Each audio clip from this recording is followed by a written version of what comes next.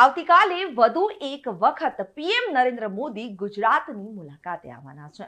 ત્યારે સુરત ખાતે 3 કિલોમીટરનો રોડ શો યોજાનાર છે।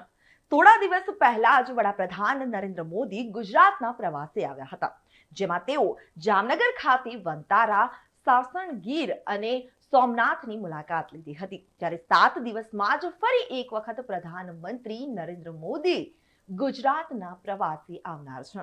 ત્યારે તેમના પ્રવાસને લઈ તમામ આયોજન કરી લેવામાં આવ્યું છે।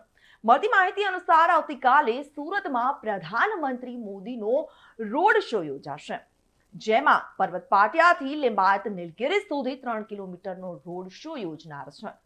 ત્યારે આ તેમના આગમનને લઈ અને તૈયારીઓ શરૂ કરી દેવામાં આવી છે। આ ઉપરાંત પર્વત પાટિયા વિસ્તારમાં 1.5 કરોડના ખર્ચે હેલિપેડ બનાવવામાં આવ્યો છે, જેમાં એરપોર્ટથી પર્વત પાટિયા સુધી હેલિકોપ્ટરના રિહર્સલ કરવામાં આવ્યું હતું। વડાપ્રધાન મોદીને લઈ સુરત શહેરમાં બીઆરટીએસ બસના 22 રૂટ બંધ કરવામાં આવ્યા છે।